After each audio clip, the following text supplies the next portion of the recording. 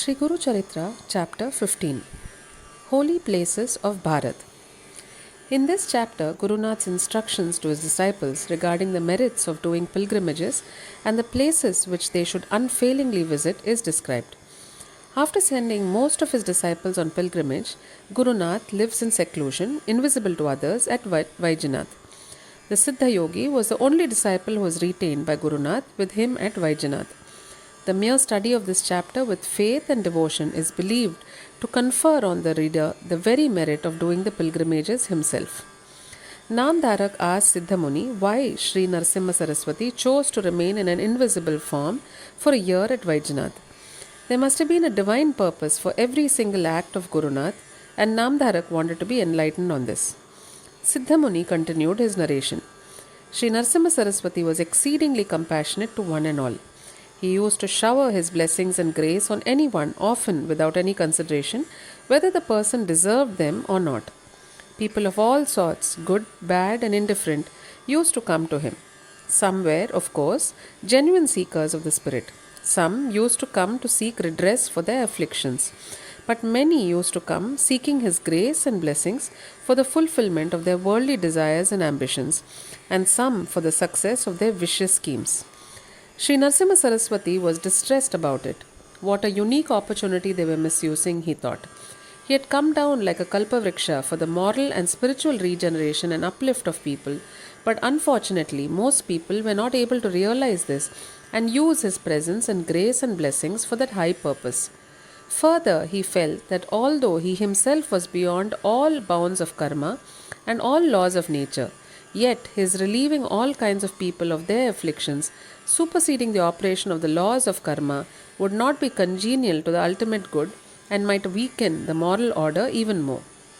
Thinking thus, Sri Narasimha Saraswati decided that he should withdraw himself from people for some time at least, and accordingly took an invisible form for his stay at Vaijanath.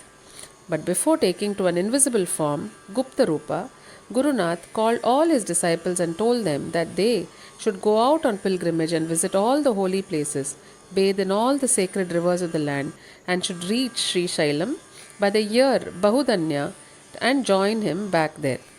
They were not happy to leave the presence of Guru Nath, even if it be for visiting the holy places of the land. Guru Nath told them it is not necessary for the disciples to be always in the physical presence of the Guru.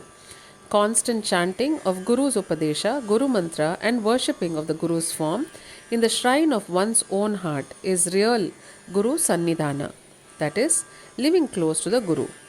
I have got to be alone for some time, but I am indeed ever with you. Try to feel my constant presence wherever you will go and wherever you will be. Further, for the yatis or sannyasis, pilgrimages constitute the most beneficial and necessary discipline. The mind gets purified and steadied thereby, and one will experience a higher state of consciousness and divine awareness. I bless you all that you will have the most rewarding experiences, and surely you will all meet me at Sri Sailam. The disciples had no other option but to abide by Guru Nath's command. They, however, sought his instructions as to which holy places they should visit.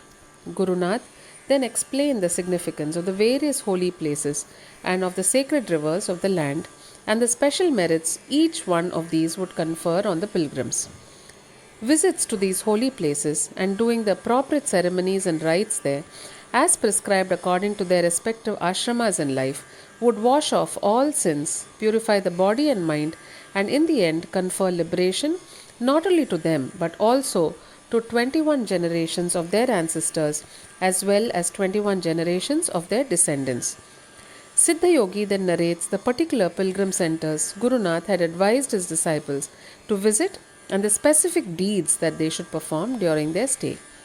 Kasi is the foremost of the pilgrim centers. One should have a bath in the holy Bhagirathi, Ganges river there. From Kasi, one should go to Ganga Dwara and Triveni Prayaga.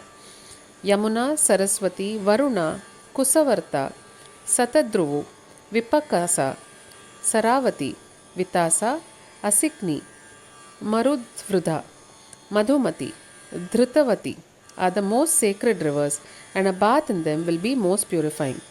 So also are the rivers Chandrabhaga, Revati, Gomati, Vedika, Kausiki, Sahasravakta, Purna, Bahuda, etc. Bath in these rivers is equivalent to several folds of Chandrayanam and other vratas and austerities. Wherever there is a confluence of any two or more rivers, they are as sacred as a Triveni Sangam.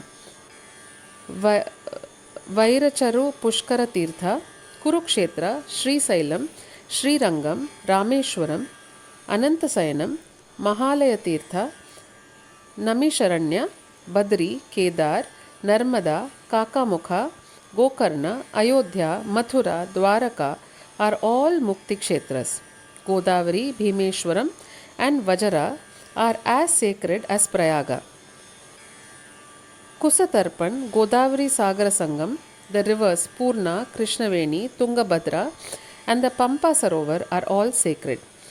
Harihara Kshetra and Pandharipur burn away all the sins of the pilgrims. Bhima Amraja Sangam at Gangapur is very sacred. There are Koti Tirthas there. The Ashwatha tree at Gangapur is as powerful as the Kalpavriksha. Near the Ashwatha tree is Narsimha Tirtha, and northwards to it are the Papa Vinasini Tirtha, Varanasi Tirtha, Rudra Pada Tirtha, Chakra Tirtha, Koti Tirtha, Manmada Tirtha, etc.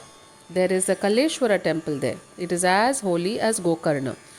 When Brihaspati enters Simharasi, the subterranean current of Ganga enters Godavari. This is known as Godavari Pushkara.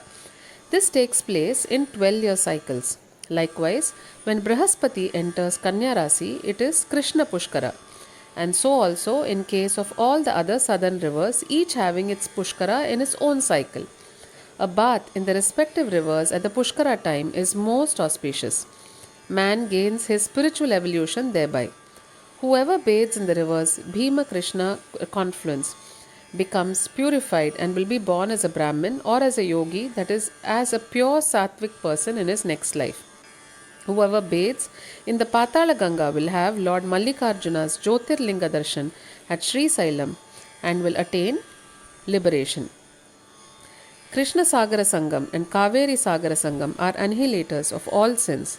Seshadri, Tirupati Venkateshwara Kshetra, Kumbakonam, Kanyakumari, Matsya Tirtha, Pakshi Tirtha, Rameshwaram, Dhanush Koti, Kolhapur, the seat of Mahalakshmi, are sacred places.